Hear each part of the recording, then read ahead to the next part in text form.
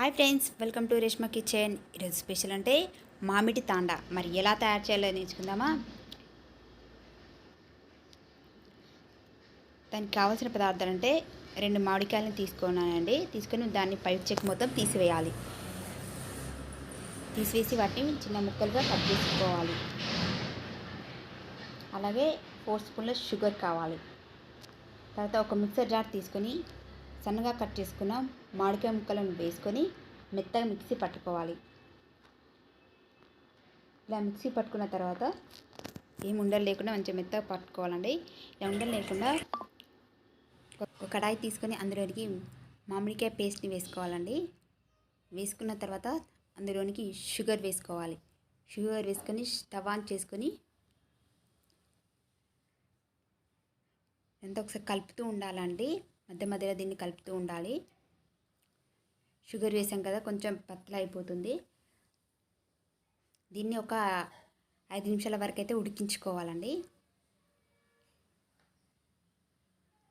తర్వాత ఇందుకు ఒక ప్లేట్ తీసుకొని దాంట్లో కొద్దిగా నెయ్యి రాసుకొని పెట్టుకోవాలి.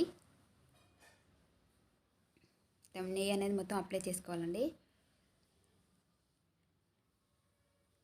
చూడండి, ఇంత చిక్కగా అయిపోయింది చూడండి.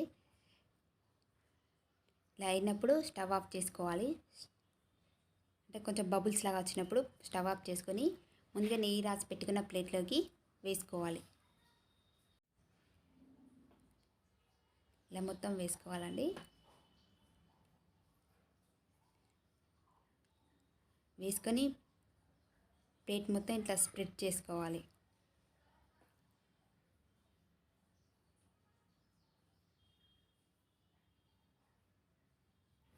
అంతా ఇలా స్ప్రెడ్ చేసుకొని ఎండలో ఆరబెట్టుకోవాలండి. ఎండాకాలమే కదా, 1 డేలో అయితే ఆరిపోతుంది. చూడండి ఫ్రెండ్స్, 1 డే తర్వాత ఎలా మంచిగా చక్కగా ఆరిపోయింది. ఇప్పుడు దీన్ని అంచులో మొత్తం ఇట్లా లైట్గా కట్ చేసుకోవాలి. కట్ చేసుకున్న తర్వాత ఇప్పుడు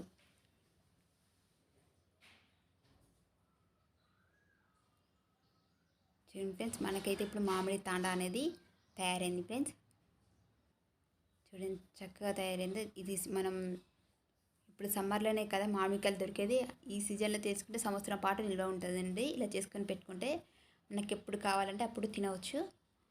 నాకు ఒకే షేప్లో రావాలని నేనైతే ఒక స్టిక్ సహాయంతో దాన్ని కట్ చేసుకున్నాను.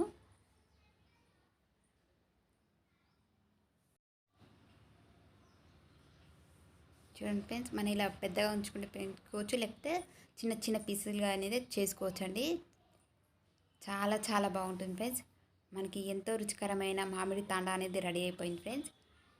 పిల్లలతో చాలా చక్కగా తినేస్తారు. మీకు నచ్చినట్లయితే షేర్ చేయండి ఫ్రెండ్స్. మీరు కూడా ట్రై చేసి ఎలా వచ్చిందో కామెంట్ సెక్షన్లో తెలియజేయండి friends. Thank you for watching.